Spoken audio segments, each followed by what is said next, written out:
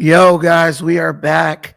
Hey, please let me know if if the volume is high enough. I talk loud, so I'm trying to lower the volume to give you guys a more pleasurable listening experience. I want this to be something that you can listen to throughout the day or night and it not be too much of a strain on the ear. But we today have to talk about trans activist Marc Lamont Hill, a man that I choose to call a zest monster for his ridiculous positions on things that I believed that as men we all understood to be true. Now, to be honest, I have a history with Marc Lamont Hill. I took umbrage with some of his statements that he would make in support of some things that I really didn't I really wasn't too cool with. Things like biological men can have babies and just nonsense that I know is being said to pander to a certain demographic that basically lines his pockets to spread nonsensical, anti-scientific, um, social justice propaganda. Right now, Marc Lamont Hill, since his Palestine advocacy failed miserably, is trying to retreat back into the Black community now that the Free Palestine money has dried up. Let's be real. This is what these shills do. They go wherever the money is flowing. And when the money stops flowing, they try to weasel their way back into the Black community. And the situation where a Caucasian woman named Shiloh Hendrix called a young, allegedly autistic Black child the N word has given Marc Lamont Hill and other race baiters and rage baiters the opening they need to weasel their way back into Black community issues, still leading with the victimhood narrative, still bringing everything back to race in an effort to enrage African American people so that they can exploit us for their own benefit. Now, before I get started, I want to make it clear. I do not support Shiloh Hendrix. I believe that she is a racist. I believe she was wrong to call that little kid the N-word, no matter what he did. It wasn't right to use racial slurs, just like I wouldn't condone an African American person using racial slurs against a young Caucasian child. My sentiment has always been, since I first talked about this yesterday on No Jumper, where was this kid's parents to defend their child and, if necessary, put foot to ass to drive home the point that they would not tolerate, we will not tolerate disrespect of ourselves or of our children. We still don't know this kid's name. We still don't know the names of this kid's parents. And I truly believe that the video was an attempt at rage baiting, because even the person who took the video is being identified allegedly, or as someone who allegedly has preyed on children in the past. So I don't know. I know she's 100% wrong, But I need to hear from these parents, because why is your child seemingly alone in the park playing with, they're playing alone with an alleged predator who took the video and a blatant racist Caucasian woman who would call a child the N-word. This is weird. And I don't think anyone would disagree with me. I really need more information, and I need to find out who these parents are, because they need to be ostracized themselves. We're going to watch a video. Oh, now, that being said, Myron Gaines brings up some great points about the way in which the Black man engages with people who violate us. And, I don't really listen to Myron. I don't really agree with 90% of the stuff he says. I really think he's a geek who never got women until he had money to pay them to like him. I don't take any of his dating advice because I don't think it's coming from a place of organic experience. I think it's coming from a place of animosity for women based on the fact that he probably couldn't get women because he's ugly as hell. So I don't want you guys to think I'm some type of red pill Myron Gaines fresh and fit worshiper. I couldn't be anything further from that. But Myron does make a good point, and I don't think Marc Lamont Hill really handled this situation in the best way. And you're going to see what I'm talking about. I think Black men, and all men, really, I'm not even going to whittle this down to Black men. I think all men have a duty to project strength, because when we project strength, that gives our women and children confidence in our ability to protect them. And when you approach everything the way Marc Lamont Hill approaches it, like a damn victim, a damn crybaby, you just make us look weak as men and us look weak as a people. And I can't stand it. So forgive me if I'm very critical of Marc Lamont Hill, but there's ways to do things. And you may not always be the best representative of our community in every situation. And it's on you to be able to read the room, understand and have an awareness and knowledge of self, and respectfully decline an invitation where you're going to show up and make us look bad and make yourself look like a damn fool. Let's tap into this situation. The way things are going, you're going to make a millionaire out of a woman who racially abused a child. Did you call the child word? It is my own business. You call him a What you're advocating for, it seems, is that for the rest of Shiloh's life, she should be canceled and silenced rather than try to bring some redemption into the situation. If you call Black people the N-word and racially abuse them, unfortunately, yes, it has consequences. Everyone's flipping out over Shiloh Hendrix is saying the N-word. Nobody flipped out like this when the United States was getting destroyed in 2020 because of Black protests destroying every liberal city in America. So I don't want to hear it about, she made $100,000 because she said the N-word. Who cares? I want to live in a country where people are allowed to say what they want unashamedly, and you will. Well, go on then, say it. Say the N-word. Go on. No. No. I don't want you to invite this woman to say a racially harmful term in front of me. So if she says it, I'm the victim of it. Two recent stories in the US have laid bare the shocking levels of racial division in American society, amplified by extreme and viral takes on social media. 17-year-old Carmelo Anthony is a Black teenager charged with stabbing a white boy to death at a school track meeting in April. More than $600,000 in donations have poured in, not for the victim's grieving family, but for his alleged killer. Last week, Shiloh Hendrix went viral after a video showed the young mother racially abusing a 5-year-old, allegedly for stealing from her young child. call him a child?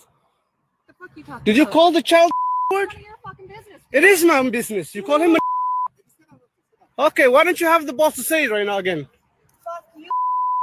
All right, that's what you say. You'll go digging through people's shit, you dumb fuck. Nobody dig into your shit. A little fucking kid just did, you dumbass. That little kid, you call him the little child? What if he acts like one, he's gonna Are you about to hit him? You chase him here? He took my son's stuff. So that gives you the right to call the child 5-year-old. Well, as you can see, Hendrix doesn't deny using the slur. In fact, she repeats it many times. That's all the stuff that's bleeped out. When a bystander in the park follows her with his smartphone. Hendrix set up a fundraiser on the same website as Carmelo Anthony's supporters, on which she wrote, "I called the kid out for what he was." Incredibly, that campaign has now raised more money than the first one, surpassing $655,000 at the time of taping the show. Well, the boss of the website, Give, Send, Go, is accused of facilitating brazen racism on a platform whose motto is "Money is temporary, Jesus is eternal. He will join me later." Liberals say this is exactly what they've been warning about, that the post-BLM backlash and the crushing of DEI has provided a fig leaf for outright bigotry. Conservatives were similarly outraged by the support for Carmelo Anthony, an alleged murderer who's been glorified by some as a victim of a racist system. Now, Piers Morgan he's hitting the nail on the head with this situation. You basically have a situation where white people are angry with the support that they saw Carmelo Anthony getting following the murder of Austin Metcalf. So now it seems like Caucasian people are being it seems like Caucasian people are being petty by supporting Shiloh Hendrix, even though it's clear she's a racist, and there's no way she should have said what she said to a child. Here, I think, is a lesson. There's only one or two, and we're going to get into the debate, guys. I just want to let you guys know where I sit on it. Pause. Where I stand on it.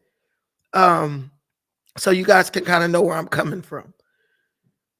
There's only two conclusions in this situation that you can come to. Either white people are inherently racist and they openly support racism, at least a segment of white or Caucasian people, or Caucasian people are being super petty and only supporting Shiloh Hendrix because they are mad about the Carmelo Anthony situation. Guys, please don't forget to let me know if the sound is okay. Please give me a 1 if it's good. Give me a 2 if it's too low or not clear. Now, what I do at a time like this is I give people the solution basically for both situations. Now, if it's a fact that racism is resurging in our society, which I personally don't think it is, based on the amount of race mixing and, ethnicity mixing.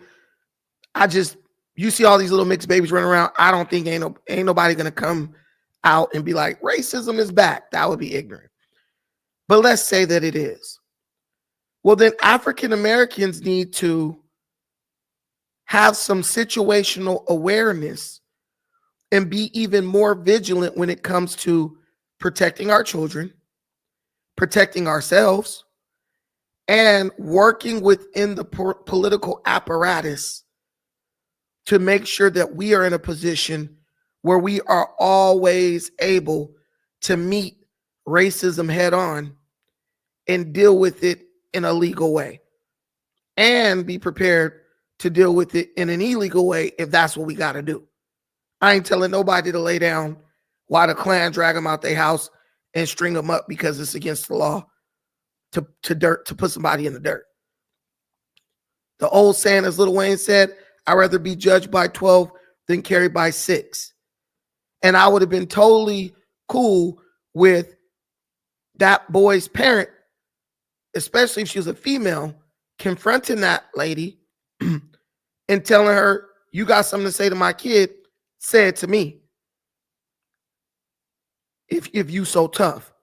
Because let's be real, your words can't get your ass jacked up. Period. Not saying that I condone that, but I would understand if somebody slapped fire from somebody for calling them the N-word. It's a sensitive issue for Black people, especially when it's coming from Caucasian people. And the same way if a Black person went in on somebody white kid, I would expect them to slap fire from that Black person in defense of their children. I actually have seen that happen, where a white lady had a mixed child and a Black lady was going off on her in a grocery store, going off on her kid, and walked by and bumped the kid, and the kid fell down.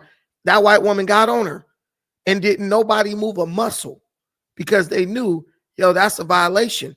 Like DC Baby Draco driving past Almighty Suspect Daddy house. But that's neither here nor there. But that's a violation. You don't ever approach my kids. You come to the parent. If my kid is doing something wrong, come to me and let me know, right, what they did, and I will discipline my child. I don't need you to say anything to my child or yell racial slurs at them. Now, if it's actually the resurgence of racism, be aware of the situation, arm yourself, prepare yourself in case this spills over into some racially motivated violence. Now, if it's just white folks being petty or matching energy, as they say, then maybe African American or Black people need to examine some of the things we are doing that are making people feel like we are condoning and supporting criminals and making them martyrs. Carmelo Anthony, I think he's obviously guilty. Many Black people do not share my sentiment, but I go based on the law, based on what lawyers say, and I think he's guilty. Do I think he deserves to spend the rest of his life in prison? No, not really. But do I think he deserves to be held accountable? Yes. Now, believing somebody deserves to be held accountable does not mean I believe that that man should spend that boy should spend the rest of his natural life in prison, but it also doesn't mean I'm condoning what he did. And I damn sure ain't donate no money to his legal fund or to his parents to defend him or in hopes that he gets off. He needs to stand trial, let the lawyers do their jobs, try to convince the jury, and see if he might be able to get a lighter sentence or get off altogether. I don't think you have the right to stab someone in the chest for pushing you. I just don't believe that, right? Now, you got another guy, Rodney Hinton Jr., who killed an innocent retired sheriff because the Cincinnati sheriffs killed his son the day before after attempting to pull him and his friends over while they were driving a stolen car. And the police say that Ryan Hinton, Rodney Hinton Jr.'s son, pointed a gun at them and they shot him. Now they recovered a gun. We've watched the body cam footage. It's come out now. Clearly shows the boy holding a gun. Clearly shows it. Why Ryan Hinton did that, I don't know. I think it was drugs. I think he was high. I don't think he was in his right mind. All bull crap aside, he is dead now. But he was in the act of breaking the law. And I don't expect any man to risk his life trying to wait and see if a criminal is going to shoot at him or try to kill him. I don't believe in that. The first rule to leadership is never ask a man to do something, a man or a woman, to do something that you're unwilling to do. Am I going to sit and wait for some kid who could be hopped up on drugs, who is a victim of drill culture? Am I going to wait for them to wait to see if they're going to point the gun that they're clearly holding at me to shoot me? Probably not. I'm probably going to light his ass up just the same, whether he's white, black, blue, or green. Okay? But in both of these instances, there are certain elements within Black society that are actively trying to turn these people into martyrs, make these people martyrs or heroes. I don't like that. I don't condone that. And the people who do that are wrong. And I've got some friends doing that, and I called them out. Because when you start to do things like that, what you're telling other people who have to live in the society with you is that you don't care about the rule of law and you don't care about their lives, but you expect them to care about Black lives. But if you don't care about my life, why on earth would I care about your life? You could say George Floyd, this person, that person. We cannot negate the fact or ignore the fact that officers like Derek Chauvin and people who have killed Black people, law enforcement officers who have killed Black people unjustly, have been convicted by all white juries and sent to prison for those murders.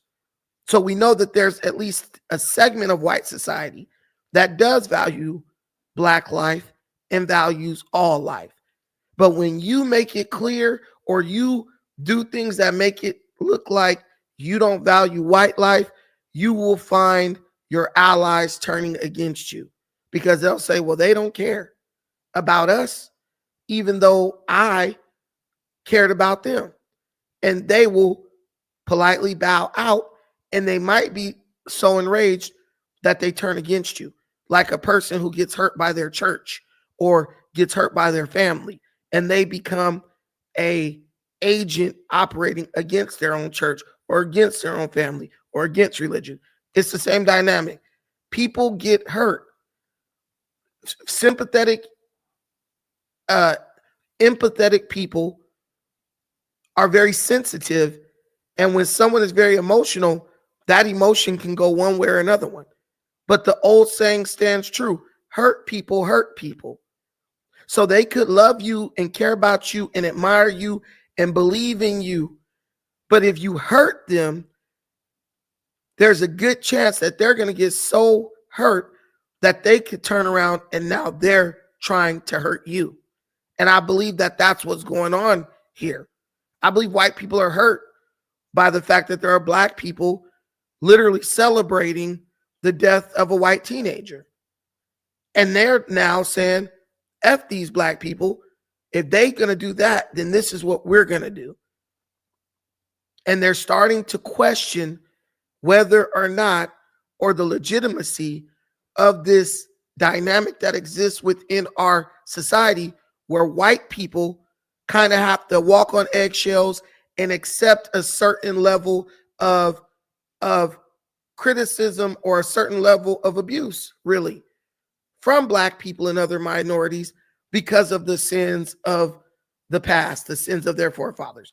So that being said, let's get into this thing and watch Marc Lamont Hill cry like a little bit. Here to debate all this is the host of the Fresh and Fit podcast, Myron Gaines, the host of Night School on YouTube, Marc Lamont Hill, Lily Gaddis, a social media commentator whose video defense of the N-word mother has so far been viewed millions of times on X, and the New York Post columnist and author Ricky Schlott. Well, welcome to all of you. Ricky, look, my take on this is a stain on all their houses, right? I just don't know what is happening to society when you have such vast sums of money being raised for what seems to me to be deliberate, racially charged, motivational reasons. Yeah, absolutely. I mean, we're fighting ugly with ugly right now. And I think this level of racial tribalism and hostility is just simply not sustainable in such a diverse democracy like America. I think it's, one is really a reaction to the other. I think both campaigns are really hideous. And I think we're showing our ugliest colors. I mean, in the scheme of things, these are small sums relative to the population of America. But you do see, I think, a really tremendous explosion of ugliness and racial hostility that I think that we should all be ashamed and embarrassed of. Yeah, I mean, you described it, I think, in one of your posts as genuinely, is this a psyop? This would be the best $1 million invested by a foreign adversary to start a race war in America. And I knew exactly what you're getting at, because many of the comments, I think the comments have now been suspended actually on both of these funding pages because people were quite obviously deliberately misusing them to post race baiting commentary. Absolutely. I mean, if you go through some of the comments on either of them, you have White Lives Matter on one side and like suggestions that the teenage boy who was stabbed was somehow like a manifestation of white supremacy, and it seems to be just a fight at a track meet that has nothing to do with racial hostility in the first place. And the poor father of this young man who died too said, please don't make this into a racial issue. And yet on his own Give, Send, Go campaign, there are comments after comment saying this is White Lives Matter, we're avenging against Carmelo Anthony's family. I mean, on all ends, this is ugly. I think that it's really co-opting the charity and giving community. I mean, I feel bad for the fundraising platforms because I don't think this was the intention originally. But unfortunately, I think that people. And she's making a good point. The whole Black Lives Matter situation and the way that was mishandled and abused and weaponized, it did put a lot of white people, on the defense. It did leave a bad taste in a lot of white people's mouths because, these people, they value their lives too. They value the lives of their children too. And when you hear people saying, we don't give a damn about your dead son and it doesn't matter, he got what he deserved, you would be totally ignorant and a liar if you say that wouldn't rub you the wrong way. I mean, literally, the guy went to the press conference to try to pray with the family of Carmelo Anthony, and he was rejected. And they said, oh, well, we don't know if he had a gun or whatever.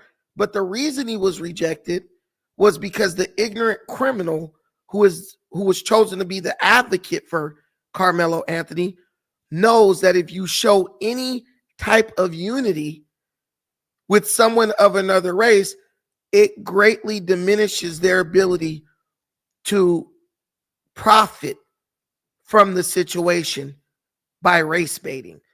And I'm talking to the intelligent people in my audience right now. You guys know, just like I know, why they refuse to show unity or solidarity with that man during this time of tragedy.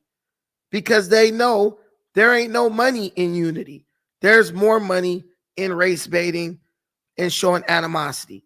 And the man is on another video that just came out where he literally admitted that that's what they were doing. And the guy's a wife beater and a criminal with a long rap sheet. And now he wants you to believe that he's just this advocate for justice for young black. Like, no. All right, we're skipping this lady. We're skipping this white lady. That's not racist. We're skipping to Myron. Myron. An act of violence isn't first-degree murder. We support investment in why I'm going to do this. We're skipping to what's your take on this? There are a couple of things that were said that I think are really interesting and important.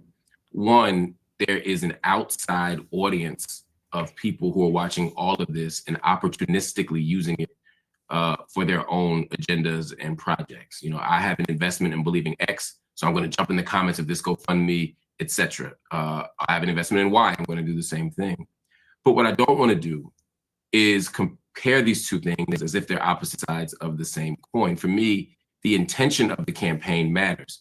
In the case of this woman who is using the N-word, the woman isn't disputing using the N-word. The woman isn't disputing being racist.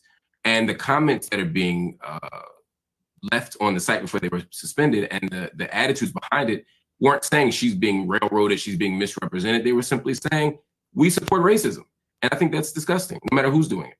On the other hand, the people who are fundraising for Carmelo Anthony, the argument here isn't, yeah, we did something and we don't care like the other woman. The argument is we're being misrepresented here. We're being railroaded. This was a self-defense claim. This is not an act of violence. This isn't first-degree murder. I'm saying what they're saying. This isn't my argument. They're saying this is a first-degree murder claim that is wrong. This is actually self-defense, and we need the money to make sure that we get a fair trial. I think, and so whether you agree with his argument or not, I think raising money for a fair trial is different than raising money for a racist. I mean, I think the common theme between the two, and this is not to pass any view about it at this stage, although I have strong views about it. I guess the common theme is that both of them say that as a result of all the publicity, they've been doxxed and had all their personal details put everywhere on social media, which is, of course, the modern scourge which gets involved. And as a result, they've had death threats and they have security issues and they have to move home and so on. You know, I understand that part of the argument. You know, when you're at the center of a firestorm in America and you're not used to public attention, then the levels of intimidation, threats, and so on that can come your way can be extremely intimidating, if not outright dangerous. So it's different really to taking a view about either. Sorry, guys, I got a phone call, but forget what Piers Morgan is talking about. Marc Lamont Hill, in my opinion, was very ignorant in this moment, because this is not the time to weigh or comment on the validity of the Carmelo Anthony GoFundMe or Give, Send, and Go campaign. This is a time to address the wrong that was committed against this little black kid, the racial slur that was used against this little black kid. You could say, I'm not going to comment on either one of the cases, right? As far as I'm concerned, the law will be upheld in both instances. But what I don't agree with is the idea that people should be raising money with the intention of stoking or provoking the fires of racism within this country. Because is there anyone who may have possibly sent Shiloh Hendrix money because they see that she's a mother too? They realize that people can get their life destroyed based on things that they do, mistakes that they make. She says she's getting death threats. She has children and she needs to relocate immediately. Yes, there are. There are some people who just have a heart for people and they're very forgiving. And they're like, you know what? She made a horrible mistake. She shouldn't have said that. But let he without sin cast the first stone. I'm going to give her a little something to help her relocate her family to a safe place. Those people are for sure in that Give, Send, and Go campaign. Also, could it be that there are forces outside of this country who are giving money to this campaign in a hope to start a race war in America between whites and blacks? You better believe it. If liberals believe that there were Russian bots affecting the outcome of elections, you better believe that Iran would give $300,000 to a Give, Send, and Go in small donations to see America dealing with racial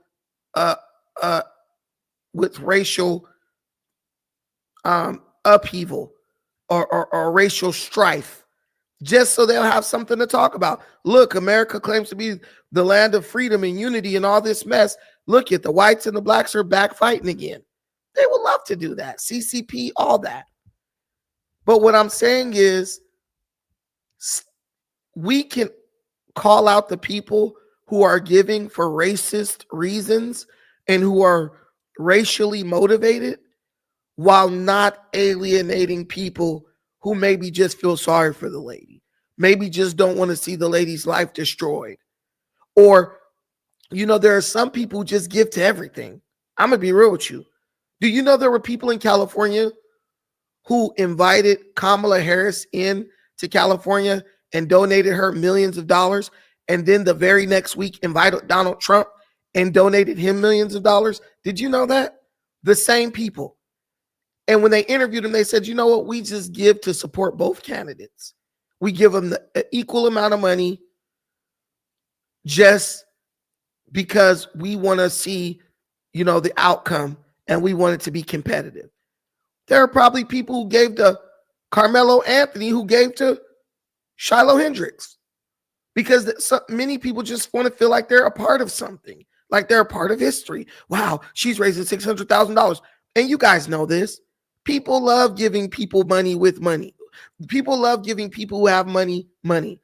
That's a phenomenon that I witness daily on Anton Daniels' channel. Bro, this guy's rich. And people love giving him $100 super chats, $50 super chats, $80 super chats. It's something about money that makes people want to give their money. And I believe many times this is what happens in situations like this. People just see somebody getting money for something stupid and they just donate to it. I got a couple of friends who donated to Carmelo Anthony. Maggie is one of them. I brought her up here. If you ask Maggie, is he guilty? She'll be like, he's guilty of sin, but I still donated. And I said, well, why did you donate, Maggie? Well, I just want to make sure that he gets a fair trial. Does that mean that she agrees with what he did? No. She's just voting. She's just donating because she feels like there's a chance that he could get railroaded up in Texas. And there are white people who feel the same way about Shiloh Hendrix. I might donate just because I don't want to see a young mother, have her life destroyed for making a huge mistake. Just try to understand me. Try to feel me on this, guys. We're putting on our thinking caps today. So let's keep going. Of the cases, to simply say that the commonality is that they both, I think, have said in defending the amounts that have been raised is, well, we have to defend ourselves, either, as you're putting it, through the courts, but also in his case, the alleged killer, that he has also, I think, had direct threats against him. That's a sort of very easy case to make. When it comes to her, however, let's assume she's also telling the truth, that she used the word. She thinks the kid was acting like one. She feels like she has the right to use that word against that small baby because of whatever age-appropriate thing the kid did. If she's telling the truth and she's getting doxxed and harassed, I don't know if I want to reward her behavior with $500,000. I don't think she should be doxxed. I don't think she should be harassed. I think she has been mistreated to the extent that no one should be. You have a right to be racist. You have a right to free speech in this country. But I'm not donating money for it, and I feel a lot worse about her GoFundMe than the one for the person who's been railroaded. Yeah. Well, so even Marc Lamont Hill acknowledges you have a right to freedom of speech in this country. You technically could say whatever you want, and I feel no one abuses that more than African Americans. We love speaking our mind. We will say cracker, cracker, cracker, like it's keeping our teeth white in a heartbeat. I'm talking about you go down to Florida, they calling every white person they see a cracker. That's a racial slur. But guess what? White people are just like, whatever, we don't give a damn. So did Shiloh Hendrix break the law? No. Is she a racist? Yes. Does she deserve to have her life ruined for being a racist? That's arguable, because then we could say, does a black person who uses a racial slur deserve to have their life ruined for using a racial slur? But I have to give one to Marc Lamont. He did speak the truth there, but it's not popular. But he speaks the truth, but then he takes another route that I just can't agree with.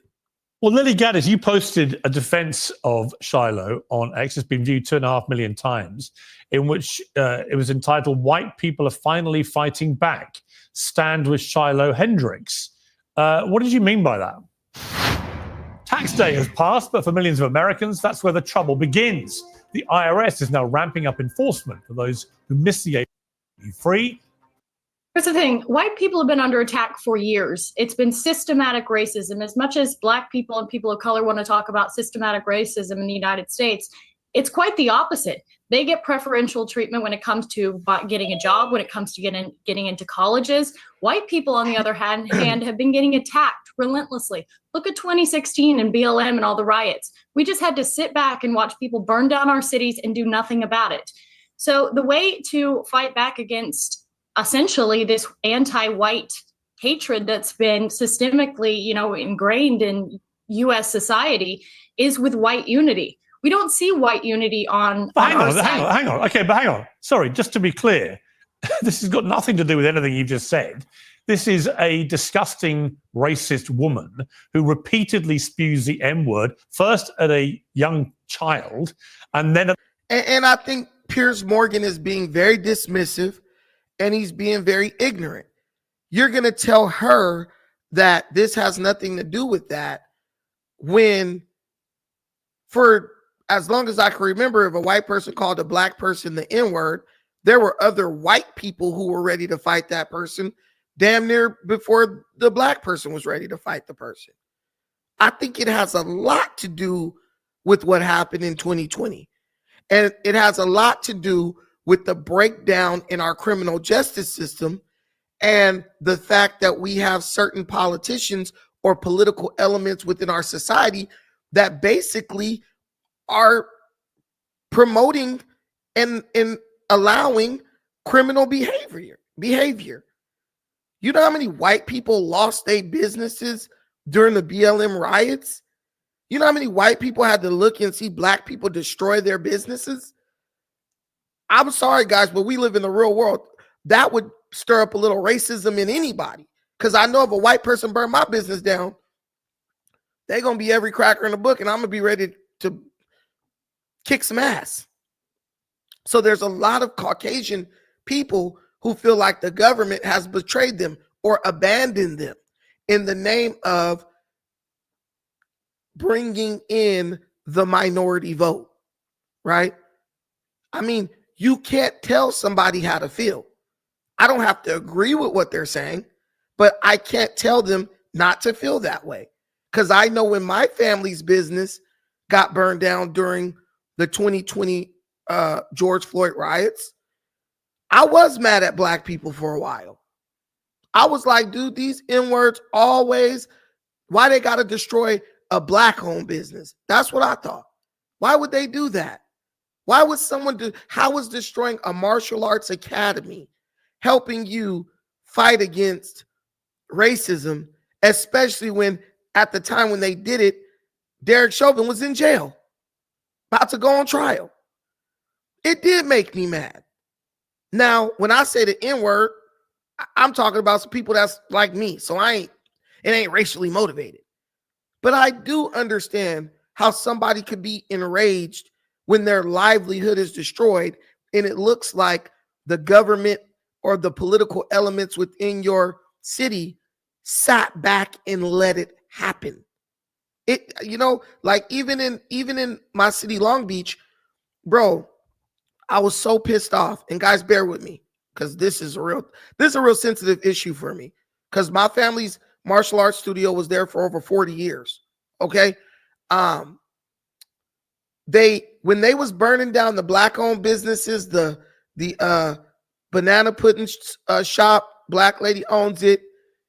Our martial arts studio, obviously we're black, we own that. The barber shop was black owned. There were several things that were black owned that just got utterly destroyed.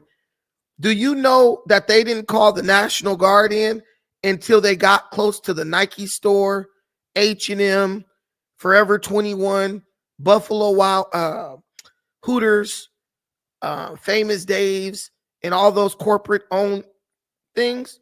Do you know Gavin Newsom refused to allow the National Guard to come in and stop these damn animals until they got close to threatening the corporate owned businesses? He let them destroy all the small businesses, all the black owned businesses, all the Mexican owned businesses. They let them destroy all that. And right, I'm telling you, in Long Beach, there's a street called Ocean. And on one side of Ocean is all the corporate buildings, Cinemark, H&M, Cold Stone, Forever 21, Skechers, Nike Outlet, Columbia Outlet, Guess Outlet, all the corporate owned stores. And then on this side of that street are all the privately owned businesses and some hotels. Right when they got to those hotels, that's when the National Guard came in, because they were doing it over several days. Like they would riot and loot all the way until it got like 10 o'clock at night. Then they would go home and come back the next day at like 4 p.m. and riot and loot again until 10 o'clock at night. It was planned. I'm telling you, it was like they were working a job. And I don't know if you guys remember this, but I was rolling if you've been here since day one, I was rolling my freaking Toyota Land Cruiser around, right? No, Forerunner. I was rolling around and I saw a fool that owed me money. And he was looting. And I jumped out the car and was like, give me my damn money, fool. You owe me $20. He owed me that money from when we was 18. And he came out the pocket and gave me my money. And then he went back to being a degenerate. But there definitely was some orchestration there, guys. And I remember how hurt I felt that the government, city and state, protected the corporate interests, but refused to protect the small businesses, the people who it really hurt. You know what I'm saying? And they never built that back. Now, I'll tell you this, though. Let me tell you this. This is a true story. These white folks in this city, you know what they did? They gave my family $80,000 to start another martial arts studio. That was all white folks. Because somebody hadn't been paying the damn insurance on for the business. These white folks collected millions just locally, grassroots, and they gave money to all the business owners who lost their business during the George Floyd BLM riots. So I can't be totally mad at white people. There are a lot of white people who have a heart. There's white people who died on behalf of black people during slavery, segregation, all that. And what I'm saying is, at least for the sake of those white people, can we at least try to weigh out the facts? Can we at least try to understand where they might be coming from? That's all I'm saying. I'm not capping for them or caping for them. I think Shiloh Hendrix need her ass beat. But I think that was a job for the parents to do. All this internet shit is just rage baiting. And there really ain't nothing you could do about it. So ain't no point of even getting mad about it. Because your ass ain't missing work on Monday to go seek justice and retribution on Shiloh Hendrix. Now I want to go to Myron Gaines because Marc Lamont Hill is holding bored me. Let me see if he starts. Freedom of speech, real freedom of speech, which, by the way, Gaines, because you've been smirking and laughing. What's funny about any of this? Well, I mean, I find it interesting that you guys want to virtue signal and, wag the finger and say she's a racist and everything else like this. No, she admits she's a racist. Well, let me I'm not wagging a finger at anybody. I don't need to wag. But Myron, with respect, Myron, I don't need to wag a finger when somebody says, yeah, I'm racist. I use the N-word against black people. I don't care. That's a racist. I'm not wagging any finger. I'm not accusing anybody. She is admitting it proudly. Even you can't defend that, surely. Everybody is racist to some degree. The reality is it depends on, a lot of people want to be politically correct. A lot of people want to sit there and say, I'm not racist at all. We all have biases. We all have stereotypes. We all make jokes. We all are racist to some degree. Now, how racist you are is a whole other situation, but everyone is racist. That's number one. Next thing. I agree with that. Everyone is prejudiced.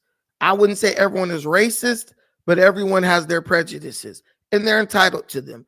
This lady is admittedly a racist, but I think she is a prejudiced person who is using the word racist and admitting to it because it's profitable for her at the moment.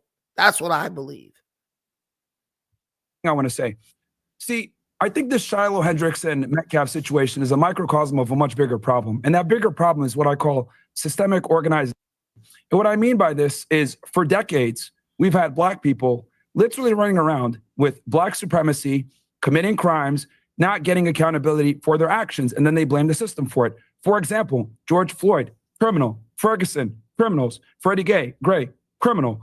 A lot of these people are criminals, and what ends up happening is they challenge the police officer, they get into a physical altercation, things go left, they die, something happens, use of force is utilized, and then they want to cry about the result, when in reality, it's not the police killing black people, it's black people killing black people. And if you want to talk about black on white violence, black people kill white people 2 times as much. And on top of that, most of the shootings in America, a lot of the times, are white cops killing other unarmed white men. So this whole systemic racism or police brutality, or, oh, it's all so messed up.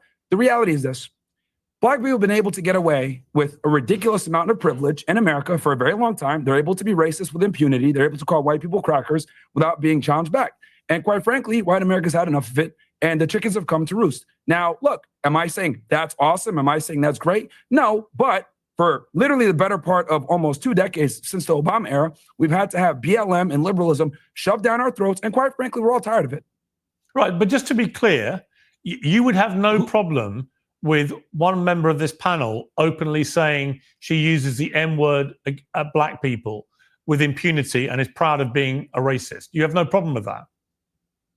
My worldview on the protection of the First Amendment and freedom of speech overrides my personal feelings. She has the right to say That's it. fine. You can support the First Amendment, but you can also have a personal view about what she said. My feelings are irrelevant. The Constitution is the Constitution. That's what matters. Oh, that's fascinating. Hold on.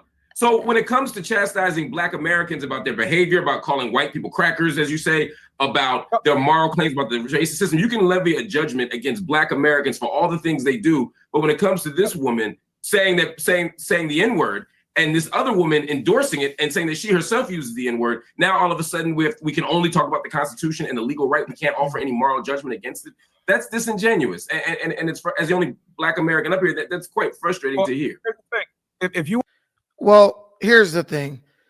Myron is being a hypocrite because his entire platform is based on how he feels, not based on actual facts, not based on the reality of dating in the world, in America, or any of that. It's taking a few anecdotal examples and expressing how he feels about those things and generalizing it and basically encompassing all women into it. So he's very much a person who's in touch with his feelings and has a strong opinion that is rooted in his feelings. So to say how I feel doesn't matter, it's her right under the First Amendment. We get it, Myron, but you ain't gonna play that card because you're an emotional dude. Now, is he right about the First Amendment being her right and she can say whatever she wants? Yeah. Be prepared to deal with the consequences of that. But yeah, and I think Black people can do the same. But like I would say to her, be prepared to deal with the consequences of that. That's why it all brings me back to the question, where was this kid's mother? So she can protect her child in whatever way she see fit. So we wouldn't have to be all enraged and race baited because recording it and making a spectacle of it made this lady $1 million. Sometimes you need to learn how to just say, you know what, this person's ignorant. It's like when you're on social media and someone disses you. Your first instinct is like, yeah, I'm gonna make a diss video back at them. But then you start thinking, what if I diss that person and that person, me dissing them, gives them fame and notoriety? And now there's more people watching the diss that they made about me. And what if those people start agreeing with it or using it to make fun of me? Sometimes you just say, I'm not going to respond to this. And I really think that was one of those times. Man, damn this ignorant lady. I'm about to keep it moving. You know how many times I've been called the N-word by Mexican people? A lot. You know how many times I gave a damn about that? 0. When I worked at the grocery store, a white dude in a wheelchair called me the N-word. I ain't about to lose my job slapping some wheelchair-bound, disabled old white man. At that point, it was better to just ignore it because he was trying to rage bait me, which is what this guy was doing who posted that clip and what Shiloh Hendrix was doing. And guess what? She got her way. She made damn near $1 million. The best thing I believe to deal with racism is just ignore it, because that's what white folks did when they was trying to get rid of the Klan and stuff, or drive the Klan underground. They basically was like, okay, y'all got the white sheets and all that. Who cares? If y'all touch somebody, y'all going to jail. How about that? And the Klan had to go basically underground into hiding. Now, do they still exist? Hell yeah. But are they going to be marching down the streets of Los Angeles? Hell no. Do they have a right to do that? Yes. Will they probably get their ass whooped? Yes. And that's the way you deal with racists. You basically drive them out. You let them know, listen, you do have a right to be racist. But if you bring that shit around here, I can't be held responsible for what might happen to you. And they have a good track record of getting the message and staying away. But Myron Gaines is full of shit. And that's the point I don't agree with. You want to be soft and get offended by that, that's your fucking problem, not mine. Whoa. F-bomb. Let me ask So Ricky. this isn't about, We're not even. Let me ask Ricky. Ricky, I want this to. isn't about being soft any more than when you were desperately Actually, you know what? saving As a matter of fact, these white people. Hold on. This sensitive nature that you have is precisely why we have this problem. It's not about being sensitive. It's about I didn't articulate. Hold on. Let me finish, Myron. Let me speak and then I'll let you respond. Myron, Sure. I didn't articulate any sensitivity here. What I said, in the same way that you levied a judgment against black people, I'm levying one against the claims you're making. I'm no more sensitive than you were when you made your claim. I'm simply saying I disagree with you. And to immediately jump to you're being sensitive is just a distraction. I'm making an argument here. Just respond to my argument. No. If you're struggling with sleepless nights and exhausting days, you might want to try Beam's Dream Powder. Beam is proudly founded in America and run by people who value hard work, integrity, and delivering results. It's a healthy nighttime blend packed with science-backed. For multiple reasons. I mean, we're talking about bad behavior. You know, we've never lynched you. We've never enslaved you. We've never done any of the deep-seated structural forms of injustice to white people that white people have done to black people. And yet to claim some kind of moral superiority in the midst of, and again, in the context of a conversation where a white woman is calling a 5-year-old autistic child the N-word, and we're talking about black people's bad behavior, this is absurd. And the idea of fighting fire with fire, again, is a dishonest argument. Just to take us back to the point here, the people who are supporting Carmelo Anthony's campaign believe that he was wrongfully charged and they're trying to get him legal defense. The people who are defending this woman are saying, yes, we know you called the 5-year-old autistic black child the N-word, and we want more of it. We approve of it. We support it. These are not the same thing. And it's bonkers to me that we couldn't all stand and say, hey, it is wrong to call a 5-year-old autistic black child the N-word. I mean, Myron, let me just ask you that question. I think this is a yes or no question. Correct me if I'm wrong. Do you think the woman was wrong to do what she did to that child in that park? He better. I don't approve of that. But what I will say is that it's very important to understand the entire context of what led us to this position. Because again, Metcalf and Hendrix is a microcosm of a much larger problem. Earlier, we were talking about tribalism when you were mentioning Nick Fuentes' tweet. Here's the thing. Black people could be as tribal as they want to be. You have people like Tariq Nasheed, Dr. Umar Johnson running around about black power and marry black women and keep it in the hood and all this other stuff. But if white people assemble and say, you know what, white power, we need to keep our nation white, they're immediately ostracized and labeled as supremacists, and they get banned off every single platform. I find that interesting. And matter of fact, you went ahead. Is that the same thing? No, actually, it is the same thing. Because here's the problem with black people. No, it's not. Hold on, let me finish this. Black people practice the very racism they cry about. You guys can gather together and say Black Lives Matter, Black Power, but if white people get together and say white power, gather together, they're considered white supremacists and they get banned off every single platform. Why is that Jared Taylor and Nick Fuentes are banned off every platform for practicing white nationalism, but black people are allowed to stand every single platform getting interviews on a Breakfast Club? Explain that to me. There's a two-tier situation here where black people are able to benefit off of being racist while whites are not. And what we're dealing with right now in America is literally a backlash to this black supremacy has been able to run around unchecked for a long time, and no one has the balls to call it out. Here's the other thing I want to say. Everyone's flipping out over Shiloh Hendrix is saying the N-word. Hey, can I respond to the point you just made, though? No, hold on. Nobody flipped out like this when the United States was getting destroyed in 2020 because of black protests destroying every liberal city in America. So I don't want to hear it about, she made $100,000 because she said the N-word. Who cares? They destroyed billions of dollars of structure because someone got killed who was a criminal. That's the problem in America. You guys get a privilege that no one else gets to enjoy. You could be racist. Okay. And you know, I know I'm probably going to lose everybody watching this, but I have to agree with Myron on this one because it's the reality. Myron said, just like I said, I don't approve of anything Shiloh Hendrix did. She got her ass. She deserved to get her ass whooped straight up. But You have to acknowledge the fact that there has been a double standard when it comes to freedom of speech, freedom of expression, and racial pride. Seriously.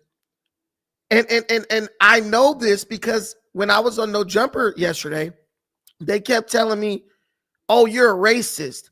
Why do you always bring up black this, black that? I said, listen, a Mexican could roll around with a shirt, a license plate, and a little window decal that says brown pride. But if I express pride of being black, Hispanic people will automatically call me racist. Bruh, I got no problem with you being proud of what you are. I got no problem, and you should have no problem with me being proud of what I am. And if we're keeping things fair, we should not have an issue with white people being proud of who they are and proud of their culture and their ethnicity, as long as they're not hurting anybody, as long as they're not traumatizing other people's children. I'm not offended by Nick Fuentes. I'm not offended by Jared Taylor. Actually, in the last couple of years, Jared Taylor is starting to kind of change course on his sentiments because he's saying, you know, whatever I feel about the white race doesn't matter because this is the reality of America. America is pretty soon not going to be a predominantly white society. So he changed his position. But no one should be ashamed of being proud of who they are. No one should be shamed for being proud of where they come from. And it doesn't matter if you get hurt or offended by them doing that. As long as they're not hurting you, as long as they're not inducing trauma on anybody or anybody's kids, they should be allowed to do it. Do I think the KKK should be able to rally for white power? Sure, I don't give a damn. Just like FBA could rally for black power, or Black Lives Matter could rally for black power, or the Nation of Islam could rally for black power. But it's just like Malcolm X said, shoot, be peaceful. But if somebody put their hands on you, you better try to send them to the cemetery. Same thing Marcus Garvey taught. Shoot, you want to have a lynching party? Let me know where to come and I'll bring the rope. I mean, black people have to stop being so thin-skinned. And I believe us being given a certain level of privilege within the racial apparatus or the racial structure of this country because of the things that happened to us in the past and because of the way we were victimized in the past, I believe that has made us soft. You called me the N-word, bro. Do you realize your ancestors got called the N-word to their face by people they work for and stuff? And you know what they still did? They still showed their ass up to work the next day because they said, I'm not going to let this person running their mouth get between me and my chili. I got to take care of my kids. Now, somebody call you the N-word, it's World War V. You ready to risk it all. Like, bro, come on now. And I agree with the sentiment that black people could call white people every name under the book, under the sun. You a Nazi, you a cracker, you a white devil, right? And they just got to take it. They can't say or do nothing. And we don't get banned from any social media platform. But if they say the N-word, if they call you a coon or a garboon or something, guess what? They're gone. And I can see how a group of people could get tired of that. Why can they do it to me and I can't do it to them? And you know, in that situation, like Marc Lamont Hill's trying, that's not the same thing. Well, perception is reality. It's like when someone is offended or someone comes and say, you hurt me.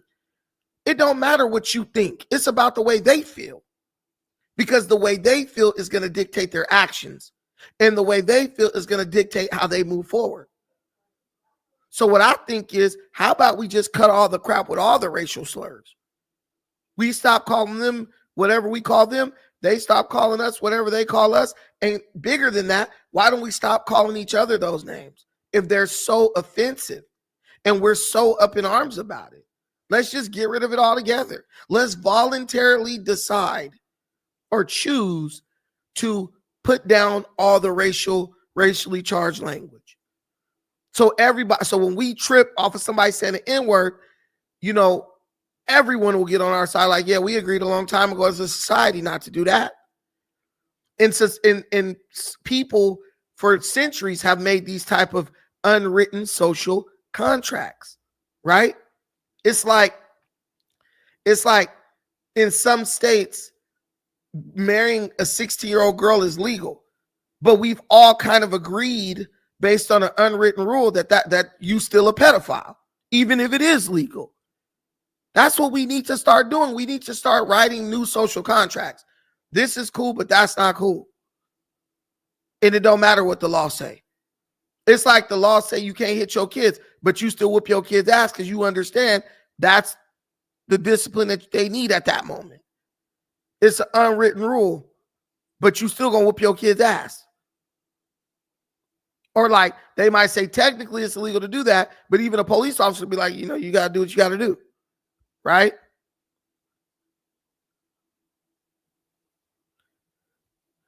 Virtually all arrests made for starting those incidents in 2020 are Brad's. Brandon, you and Myron are ignoring this fact. What I'm telling you is I sat and watched Black people loot businesses, sat and watched Black people on camera burn down my family's business, whether Brads were arrested or not. I saw Black folks right in there with them looting and plundering. So you can talk about, the majority of the arrests and all that. You don't know that.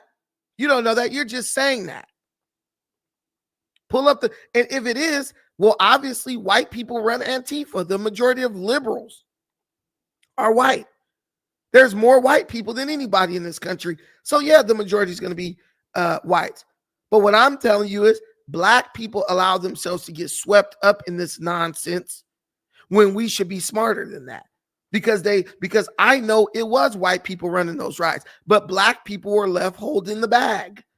We were left to take the brunt of the blame. You got to be smarter, guys. Don't ever tell me not to hold you to the standard of being intelligent. All right, I have to hang on. I'm going to hold it there. We've got another guest joining us. Marc, I'll come back to you to respond to that in a moment. But we've been joined now by Jacob Wells. He's the Christian founder of the Give, Send, Go donation site that both campaigns have been hosted on. Thank you very much indeed for joining me, Mr. Wells. First of all, your reaction to what seems to me to be a blatant hijacking of both of these fundraising host sites for different reasons, but definitely been hijacked by people for racist motivation. No, I think that's completely correct, Piers. I do think that there was an element here that did hijack, that came at this and really became a racist, tribalist element between the two campaigns. Independently of themselves, I think that they would have existed on our platform in a whole different manner, but because of the narratives around them and the proximity to each other, they created a life of their own. And it is unfortunate, it's sad to see, because as a Christian myself, what I respect about humanity and the image of God on us, I believe that we're all valuable. I believe that people have dignity and worth, and we want to see that upheld for people, even in difficult moments. That's why our platform exists, is to share hope with people. And it's been a difficult week, several weeks of just navigating the complexity of these situations as a platform. Studies show that strength training burns more fat than cardio alone and is critical for maintaining muscle mass and bone density as we age. Jacked Up Fitness has the perfect tool.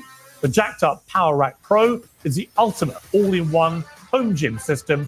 Press play.com. Driven by a Christian purpose.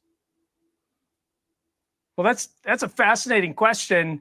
I would almost flip it around. It's like if we tried to create litmus tests for everybody to come onto a platform to use it, I pretty much could guarantee nobody would pass the litmus test, because the reality of humanity is that we're broken. This was the whole principle of Jesus in the first place, says that we needed a savior, and that's what he came for. So just to be clear, then, hang on, just to be clear, so that's interesting what you just said. So you would let anybody onto your platform to raise money for anything? Is that your position?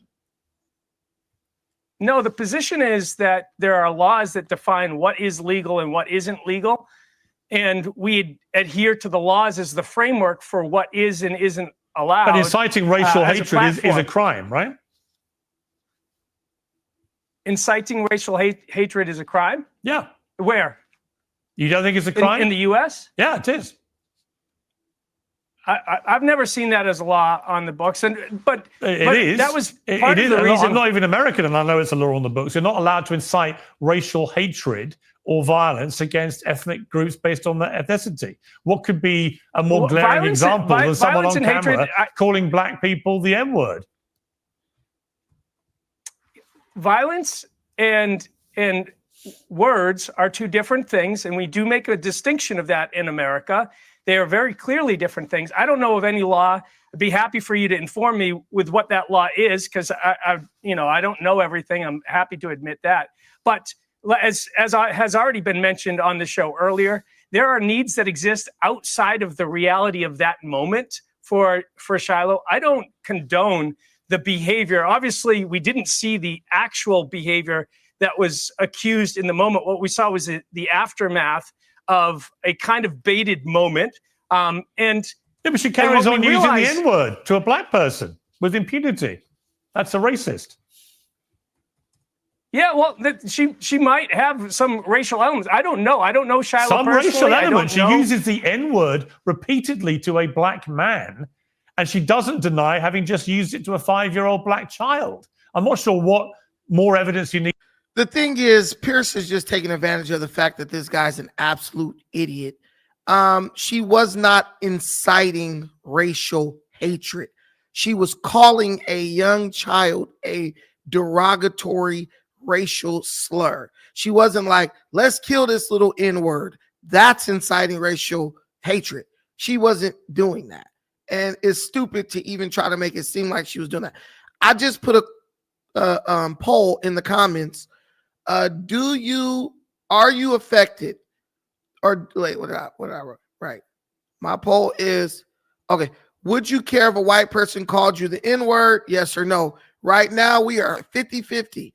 No and 50% no and 50% yes. Now we're at 60% no. So I want to get the audience's opinion on this. And I ask you guys to please contribute to the stream. Please help us hit our goal. Five super chats of $5 or more before the end of the show, because we are approaching the epic Marc Lamont Hill meltdown. And I would love to get your support by the time we get there. But yeah, I think Piers Morgan's being a bit disingenuous. He is from across the pond, so it does make sense that he's trying to get on the good side of black folks because he wants you to watch his show. Makes sense. That this person's a racist. And my question for you is simply, where is that line for you? You say it's the law, well, but if somebody is literally raising hundreds of thousands of dollars to support them because they were blatantly racist, I'm just curious how that fits with the Christian ethos of what your site's supposed to be about.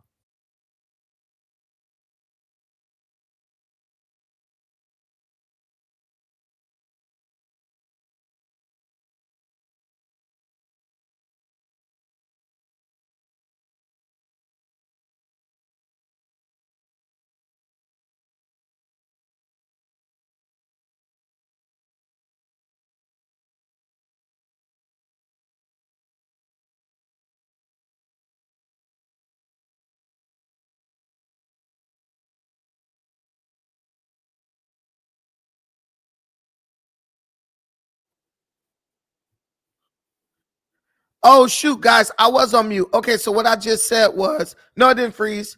It didn't freeze. I was muted. So what I just said was he said the question of whether or not you would be offended if a white person called you the N-word. He says that the question assumes that all of your viewers are black. And what I'm saying is the N-word with the hard ER means literally is defined as an ignorant person. So technically anybody can be an N-word. Do you feel offended, or would you be offended if a white person called you the N-word? That applies to all races. So go fill out the poll. Pause. And if you don't believe me, go look it up in the dictionary. And this is what I keep trying to get people to understand. The N-word is not synonymous with black people. That's not just something that only applies to us, right? And when you ascribe it to yourself or acknowledge the fact that there were many white people who assigned it to you, all you're doing is giving it an unnecessary power in your life. I ain't stupid. So you say that don't apply to me. Just like if you call me a monkey, I ain't no damn monkey. So I don't know who you think you talk to, but it ain't me. Now, if you put your hands on me, that's a different story. But I'm not about to go and, mess my life up because you want to talk trash and say derogatory racial slurs, that I feel don't even apply to me because I ain't stupid. And then, the saying, if it don't apply, let it fly.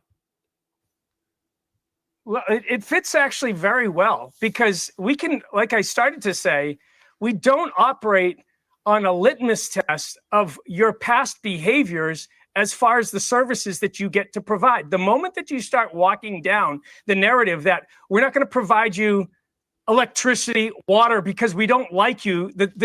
So somebody said it definitely only applies to blacks. So you're saying all black people are ignorant and stupid. Really? That's what you're saying, Inky in the Brain. Oh yeah, it applies to blacks because nobody else could be ignorant or stupid but them. No, dude, you sound silly.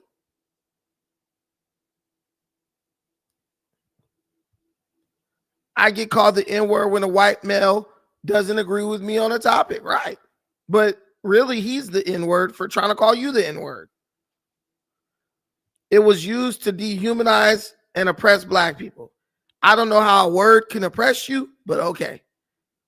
I don't know how a word can dehumanize you. A person can dehumanize you, and then they can use a derogatory slur to offend you. But as long as you know what you are, that stuff shouldn't, like I said, now listen to me. I want y'all to listen with your ears. The number one way that white people dehumanize black people and oppress them was through coercion. That's when someone does violence to you. They threaten you with death if you don't capitulate to their demands. I promise you, the N-word wasn't keeping nobody on no plantation. The N-word wasn't keeping nobody in chains. The N-word wasn't making nobody wake up and pick cotton from can't see in the morning to can't see at night. That was that whip, that gun, and that fist and that boot that was keeping your ass getting up doing that and making you do what the white man wanted. Ain't no word oppressed you. Ain't no word dehumanized you. It was the inhumane abuse that oppressed you. And when you got tired, and I guess we never really got tired of dealing with it because we didn't raise up and go for blood until Abraham Lincoln. So and also the biggest oppression, the biggest way they oppressed you really was mental slavery. When they got you to start thinking like you deserve to be in that position. When they started making you feel like you were less than them. When you started accepting them as your master and accepting their religion and all that stuff. See, that's the problem. We think, I'm gonna let you go right now. Let's get to the Marc Lamont Hill. We're gonna play that thing. Everybody could come sound off. But it's the mental slavery that really got us. And that's the part that we still to this day have not addressed.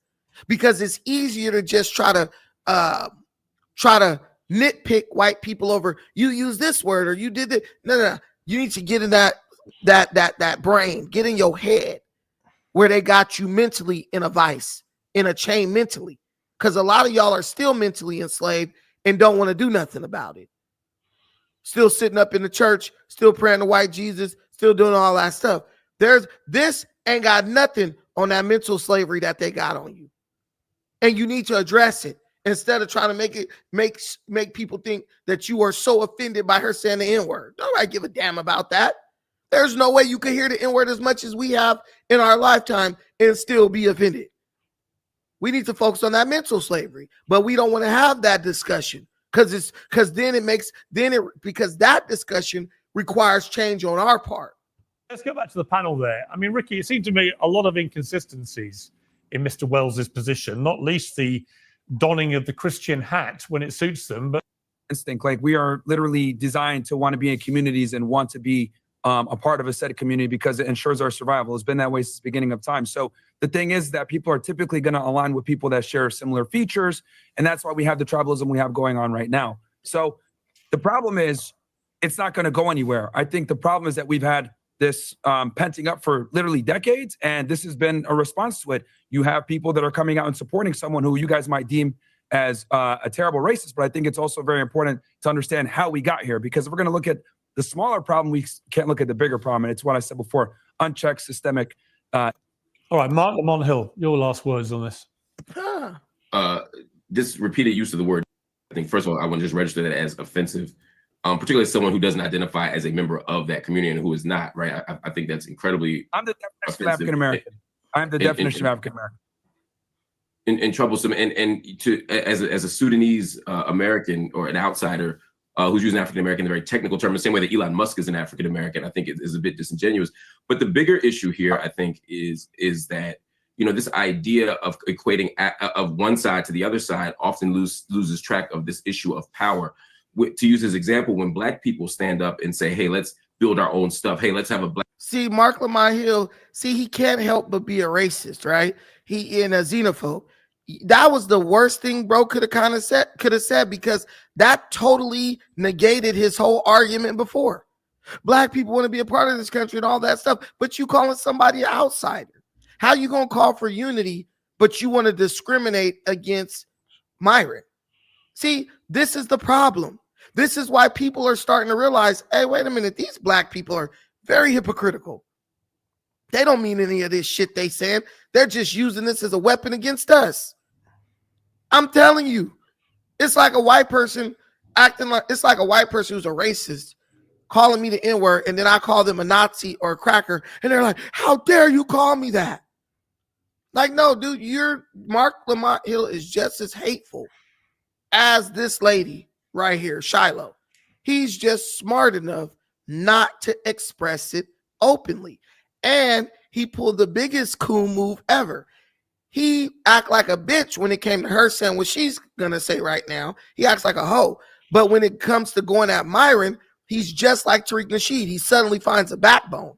He suddenly becomes a man when he's going at a Black immigrant. But when it's with the white woman, it's punking his ass. Oh, please don't say that. Well, then why didn't you say, hey, bitch, you better stop using that language, or I'm gonna come out there myself and slap the shit out of you. He don't got that heart and that spine for her. But just like a true buck dancing coon, he got the smoke for the only dude up there that looked like him. You're an outsider. You come from Africa. See, now that's why I can't rock with these Black liberals. Black power movement. That is not the same as a white power. I'll let you speak uninterrupted. Let me finish, please, my Sudanese brother.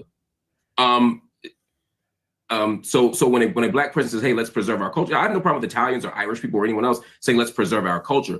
But when we don't talk about ethnicity, but actual race, and when white people say let's preserve whiteness, it's an exclusionary practice. It's about preserving laws and practices and tactics that do harm to other people. A Black power movement was about opening stores and building businesses. A white power movement was a white power. A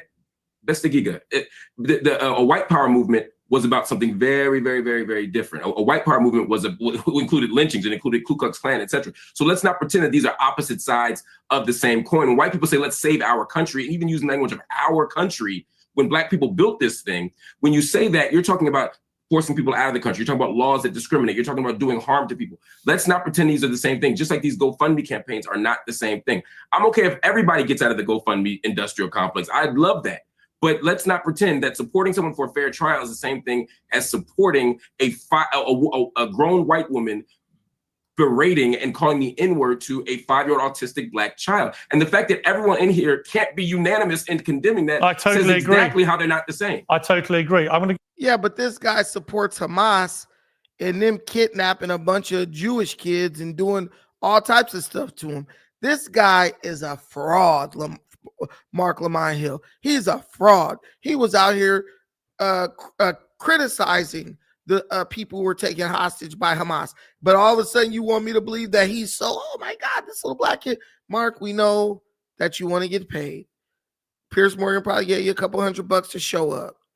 And you had to get up there and do your sensitivity act. Go to Lily Gaddis and just ask you one more time. I mean, you've been so unashamedly here it comes proud of being a racist today, proud of using the N-word whenever you feel like it.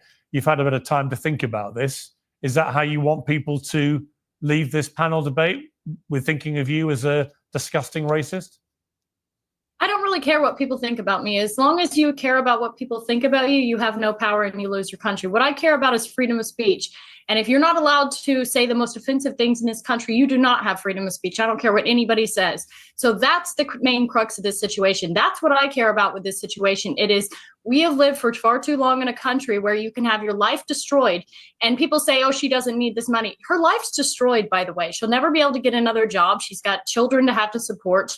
And I don't want to live in a country where you can say an inappropriate, rude thing, which, by the way, Black people can say things to white people all the time and they never get canceled. There's no backlashing about this. I want to live in a country where people are allowed to say what they want unashamedly. And you will well, go not on then, have say it. Say you the will M- not have go on, free say speech. go on. Say the M-word. Go on. No. Hang on. Invite. No. No. I don't want you to invite this woman to say a racially harmful term in front of me, because I'm the only on here. So if she says it, I'm the victim of it. So please. I'm the only N-word on here. Do you see how this idiot has internalized racism? This boy is a doctor. He got a gang of degrees, working at Temple University, doing lectures at Harvard, all types of stuff. But in his mind, he's still just a ninja. Do you guys see that? That's what this boy is battling with. He sees himself as that. So it ain't really got nothing to do with her, because I would have sat there and laughed my ass off if she would have said it. But he has internalized racism. He's let his desire to be accepted by white people has literally driven his ass insane. I'm about to let you get up, DJ. Hold on. His desire to be accepted by white folks has literally driven him insane. I'm the only N-word up here. Dude. So if she calls you the N-word, then you're in agreement with it that you are that. This boy is ignorant. I'm a message his ass on Twitter.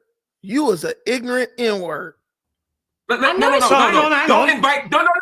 I don't want you to invite this woman to say a racially harmful term in front of me, because I'm the only on here. So if she says it, I'm the victim of it. So please don't invite her for ratings to call me the N-word, because that's basically what it's going to be. There's a bunch of white people up here, you and one Uncle Tom on the left here, and to ask her to say the N-word while I'm here is ridiculous. You would not sit here with a Jewish person and say, please use a Jewish slur in front of this Jewish. It's ridiculous. I understand you don't have any bad intent, Piers. I understand what you're trying to do, but we already know she's racist, and I don't want to invite a racial harm to me. I hear you, and I accept that, and we'll leave it there.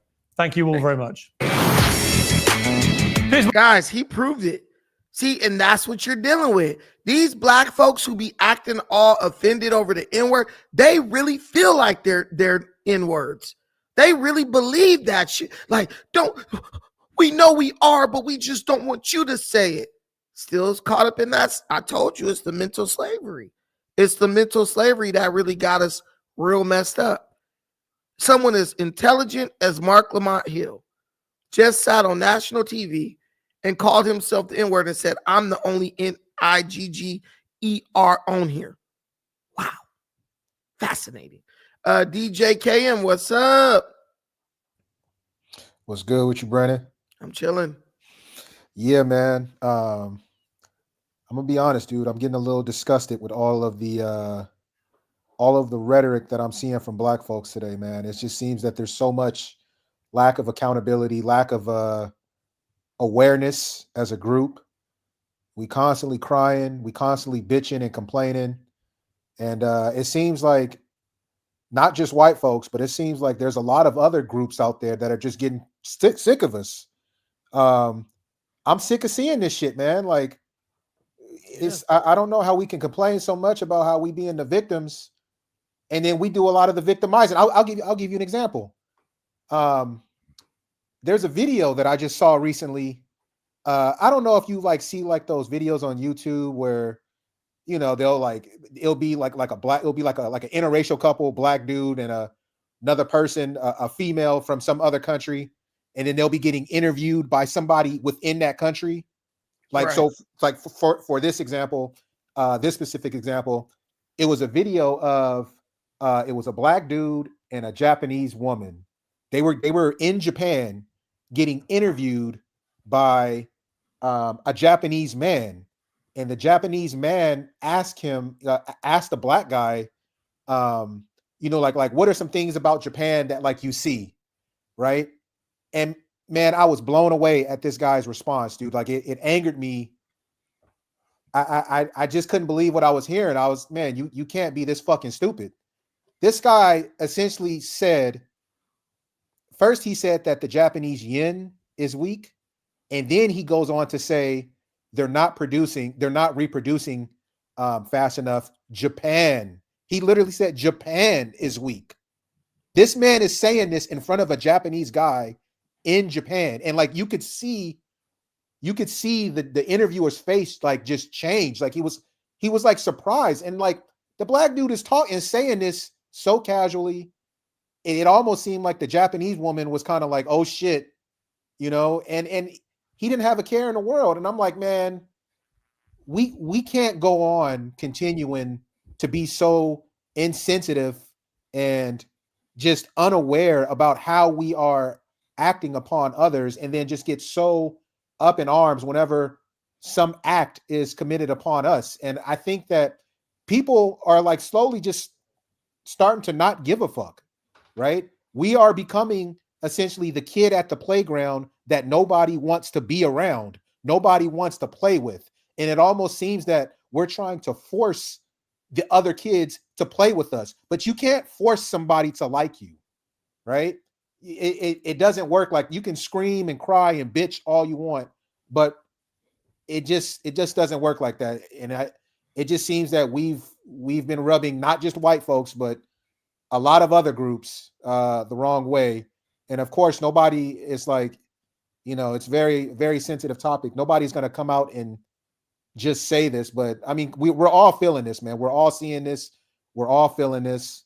And I mean, like, I don't know if you heard about the story that just happened recently of the two black dudes that in the restaurant story. Did you hear about that? Yeah, I'm gonna cover that tomorrow. Yeah. Oh, okay. Well, I don't want to take up one of your topics, but yeah, in Oakland. Yeah, exactly. So, yeah, what happened? No, I agree with you. Like, black people run a fucking mouth all the time, say insensitive stuff to other people all the time. I see that especially in Africa. You know what I'm saying? There was this lady, K Squad. She was in Africa just speaking so derogatory about using so much derogatory language about the Africans.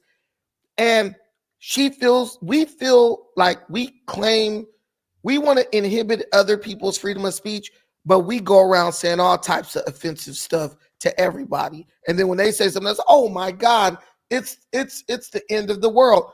On top of that, you care so much about somebody using the N-word on a little kid. What about all the little kids that's getting killed at the park? And man, shit. Yep. Care about none of that, bro. We tripping more about this kid getting the N-word said than we even tripped about little Tamir Rice when he was killed by the police in the park. We didn't even care about that. Why, Brandon? Why do you think that is? Right? Again, I'm gonna say this again. Black folks, I'm in my mid-30s. From my experience and observation, black people are the only group in mass that goes to somebody that feels that they can go to a place that's not their home and feel that those group of people have to acquiesce to them, right? I've again, like, just bringing this back to Japan, I've seen clips of, like, you know, black people in Japan talking about how you know, these Asian countries aren't catering enough to black people. I'm like, man, what the fuck are you talking about? This ain't your country.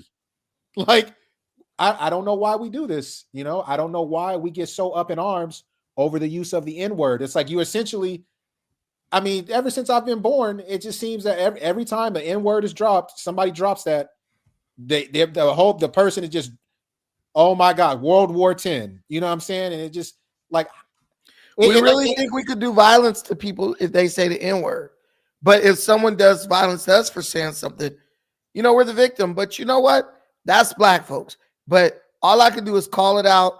And like, do I understand where the white people are coming from? I really do. Because it's like rules for thee, but not for me. That's exactly and what it is. And no one's going to live under that for too long. White people are oppressed to an extent, right? They got to accept black people getting positions that they didn't earn. They got to accept shit like affirmative action. Not saying it wasn't needed, but they still had to accept it. White people like wet dogs. White people have made a baloney. White folks have made a lot of concessions to allow black people to get equality. And I'm being real with you. Not just like you said, not only white people, but even other races are starting to question, why do we even have these people around? Because it seems like too many of us are willing to just do stupid shit that hurts everyone. Like those dudes who shot up that restaurant. Man, you that's know, terrible. Man, I'm telling you, that's why you think they hate to see us move into their neighborhood. Like, oh shit, it's about to go downhill. Yeah, you saying the truth, man. Like property values going down, white flight. I mean, like I don't even want to live around these. Not saying I don't want to live around black folks, but come on, man. Like we can easily distinguish what type of when you move to a neighborhood, you know what type of neighborhood you moving into. Man, Charleston White just said it. Charleston White just said it. He feels safer around white people than around black people, and everybody. I'm telling you right. And everybody in here could admit that. Let me go to Robert real quick. Would you feel safer? Would you feel safer walking down the street, white folks, in Arkansas, or would you feel safer walking down the street in East Oakland somewhere, deep East Oakland? Arkansas. I'm telling you, I'll feel safer. I'll feel safer walking through the most racist Klan town in America than I will feel walking through East Oakland. And black people. And you bring this up amongst a group of black people, you're gonna get called everything but a child of God. And they know it's true because a lot of, you know what I'm saying, a lot of my elders, right? You know what I'm saying, they're more of on the liberal side, pro Kamala Harris, et cetera, like when they like when you try to present these types of arguments and topics to them, or this, what would you do in this situation? I mean, like they would essentially do the same thing that I would, but they're gonna argue pro-Democrat, pro-left, black power is this, we being victimized, like the whole spiel that you done heard 10 million times before. They gonna say this stuff, but then they gonna make sure that they don't. I guarantee one thing: they gonna make sure they get up out of Watts. They gonna make sure they get up out of Compton. Hell yeah, they move to the suburbs somewhere. They don't want to be around that shit. The same people they worship don't even want to live around them. Wait, let me clear this up real quick because somebody just said something real ignorant. Inky in the Brain says, so let me correct this. Get this correct. Brandon is caping for a young thug with a toy gun, allegedly, but has the nerve to say Shiloh Hendrix was wrong for protecting her child from a thief. Well, if you actually knew about the story of Tamir Rice, instead of operating purely in ignorance, AI can clearly tell you that in the case of Tamir Rice, the 12-year-old, that's a young kid, 12, was fatally shot by Cleveland police officers after they responded to a 911 call about a person with a gun. The 911 caller had described the gun as probably fake and the individual as probably a juvenile. However, the officers arrived at the scene and quickly shot Tamir, who was holding a replica airsoft toy gun. The shooting sparked outrage and protest, blah, blah, blah. Bro, they literally pulled a drive-by on, bro. The car didn't even stop rolling before they jumped out and shot, bro. They didn't even say put the gun down. They literally just rolled up and shot him out the side of the car. Stop yourself. You sound ignorant. Like I call it down the middle. Tamir Rice is probably the worst case I've seen, to where I was like, hell no. You didn't even hit him with the loudspeaker, like, hey, put the gun down or whatever. And the kid was like looking like a little kid. And he's playing in the park by himself. The park was empty. And they just rolled up and shot, bro. Like, go watch the video, man. Stop being ignorant. Go ahead, Rob. Yeah, thank you for having me up, Brandon.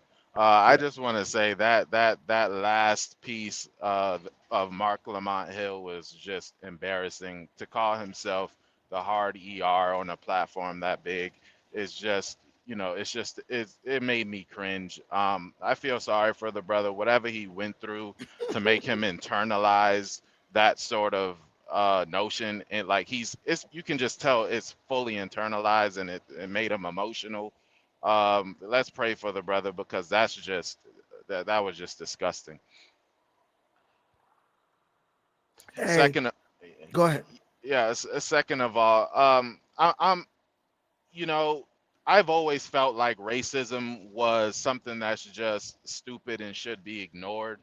I feel like you shouldn't argue with a racist, because from a distance you both just look like fools. Even as a child, I thought the racism was just the dumbest concept. So like you said, I think what you said was completely correct. The best way to defeat racism is just to ignore it, because we all know it's just like really a sign of low IQ anyways. Right. Right. And why bring attention to low IQ people? Because when you do that, you run the risk of what just happened happening. You just made this lady a millionaire. Now you feel even dumber, because now she's rich and got an army of white folks supporting her. Robert, I actually want to counter what you just said regarding how to defeat racism.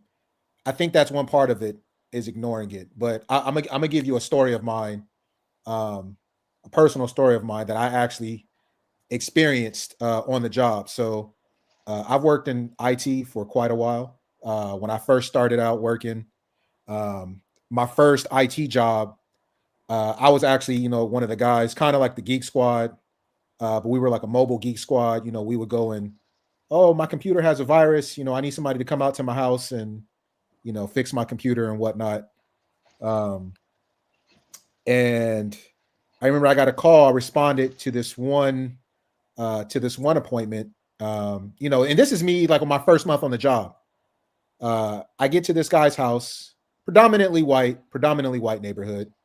I ring his doorbell, and he opens the door, and instantly, man, like he kind of had a like it almost like looked like as he opened the door, he wasn't fully looking at me, but as soon as he saw me, like you just saw his entire face just shift. He was kind of like, oh shit, right? Like he was definitely 100% not expecting a black guy to show up to his door. So I get in his house, and I can visibly tell that this guy is uncomfortable, right? And the whole time I'm keeping it cool. I'm making small talk with him. And I was just smooth with it, and eventually what started to happen is I could tell that he started to kind of let his guard down a little bit. Now, how do you think that would have gone if I would have processed that as, oh, this guy doesn't like me because I'm black, which was probably true. I mean, like I would bet, a nickel to a dime that was probably his visceral reaction. I've never had a black man in my house before. I'm uncomfortable. What if he steals? What if he does this, that, and the third? Now, if I would have started acting all ghetto and what you looking at me like that for? I ain't gonna steal nothing. All I would have done, all I would have done in that moment is strengthen his resolve. Oh, I knew, like everything that my life experience has taught me or has told me is true. But you know what? By the time I got done fixing that guy's computer, man, me and this dude was just chopping it up like nothing. You know what I'm saying? And from that point on, like it just kind of like I just kind of had like an eye awakening moment. So like what I'm trying to say is, one, I don't think that there's two ways that you can it's kind of like a two-part thing. I don't want to don't ever let anybody disrespect you, but don't be so quick to don't be so quick to just want to jump on somebody at the same. Like there's always time to make amends or to change minds. But one thing that you can't do is force somebody to change their mind. When you try to force somebody to do anything, all it does is strengthen their decisions for exactly the opposite of what you're trying to do. So Yeah, I mean, well, I mean, what you basically just essentially explained is that you ignored it and continued forward with your program. yeah, You know, that's yeah. So we both agree that ignoring it is probably the best action. Yeah. The thing is, you're not gonna let this guy's ignorance get in the way of you and getting your chili. You need to get your money. It's a job. It has to be done. You've been employed to do it. Either you're gonna let me do my job or ask them to send somebody else out because you don't like black people.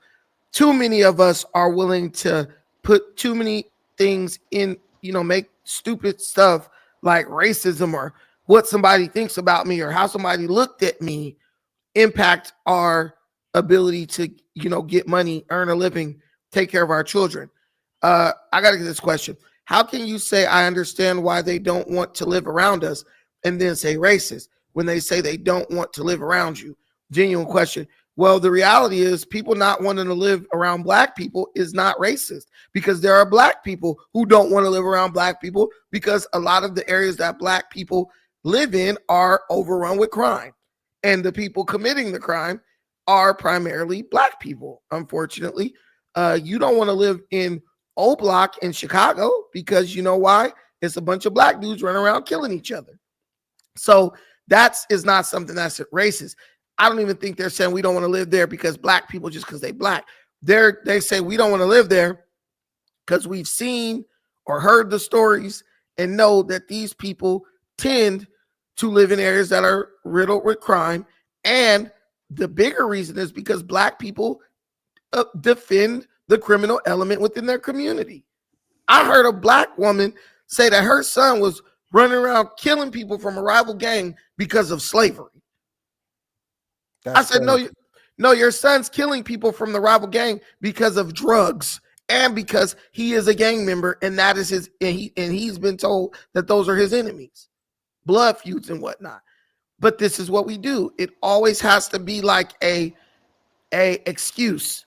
It can never be just what it is. It has to be some outlying or some outside influence or historical influence that makes people do something. No, maybe your son's just a killer.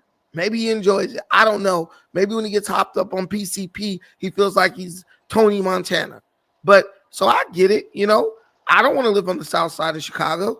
I don't want to live in freaking O Block or shit South Central LA. And I ain't, and it's not that I don't want to live there because of Mexicans or white people. I don't want to live there because the Denver Lane Crips. I want to live there because the Rolling, that wouldn't be, the Rolling 60 Crips. I don't want to live there because the 8 Trey Gangsters. Because if I'm walking down the street at night, they're not going to care where I'm from or what my skin color is. They're going to be like, hey, fool, they're going to try to probably rob me or something and shoot me. So I'm not lost on what black people do that kind of make people want to separate from them. Look at the black celebrities. None of them live in black communities. Why? They're scared.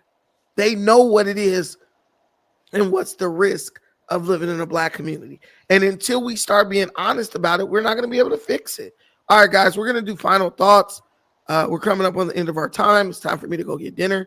I keep drinking coffee to suppress my appetite, but it's starting to wear off, baby.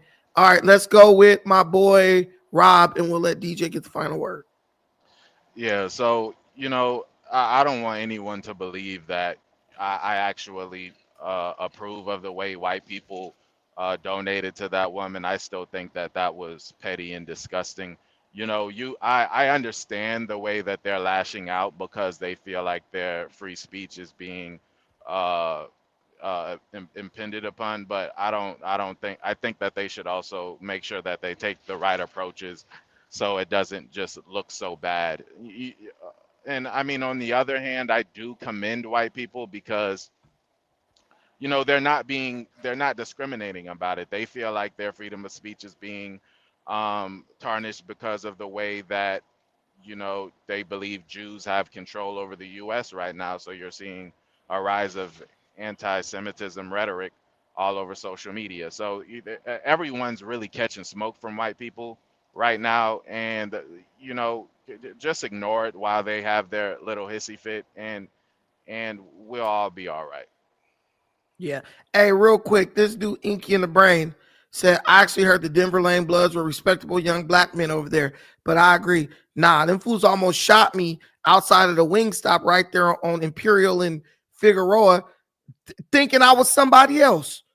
And the dude walked up to me like, hey, is your name Swooped You? I said, nah, that's not my name. Nigga gonna say, where you from? I said, man, I'm from Long Beach. Nah, nigga, I think that's the nigga. Thought I was some dude from somewhere. They didn't even say the hood. Dude pulls a gun out on me. And then another dude said, nah, blood, that ain't him. He was like, all right. And then he walks off. Hell no, those niggas are niggas, bro. They ignorant, bro. Like, you about to kill somebody because you think they somebody else. Like, nigga, calm down, fool. If I tell you I'm from Long Beach, why would a dude from Long Beach be in the area of, I mean, if I'm from Long Beach, is the dude you're looking for from Long Beach? No, he from some LA hood. You don't even know what your ops look like, but you trying to run up on people. Now that's ignorant. And that's why black people, a lot of us smart black people, don't want to live around ignorant black people. I could have been dead that day on a fluke going to Wingstop. Wasn't even doing nothing crazy, but it is what it is. That happens in California. Go ahead, DJ. You know, a little bit similar to what Robert said. I just think black people as a group, we need to really shift our mentality and shift our perspective. We've been saying the same shit, it seems, for almost 100 years now, and we in the same exact spot that we've been at. And we keep complaining about Jim Bob. Jim Bob don't give a fuck about you. Jim Bob is probably talk his shit in the privacy of his own home. You really need to worry about Demetrius, because that motherfucker will shoot your ass. He gonna rob your house. Shit. So just think about that. Like, you got all this smoke for Jim Bob, but ain't got nothing to say about Demetrius that got 4-5 bodies on his jacket. And I'll just leave it at that. Nah, hey, thank you so much for coming up here. But y'all 100% right, man. Racism, ignore that shit. These ignorant people, they gonna stop talking eventually because they're doing shit to get a reaction. You know what I'm saying? And then with the black people, we need to do some internal housekeeping. We got things in our community that we need to deal with and address way before we start way before we start bringing up racism again. I be hearing black people, oh, racism is the number one threat in America. Hell no. Most of y'all ain't even never met a racist. But let Negroes tell it, we all living next door to the Klan and they doing lynching patrols every night in South Central. Like, come on, bro. Like, the shit's getting old. Everyone's tired of it. Black folks with sense, white folks, Asians, Mexicans are all getting tired of it. It's getting old, guys. And you're not going to you actually gave the race card away to white liberals a long time ago, and they've used it up. It's like you gave them a gift card with only $10 on it. It's gone now. You know, it's getting old. It's getting exhausting. And we're just not growing. Like the rest of the country is like evolving and growing. The other groups, black people still stuck on the same dumb shit.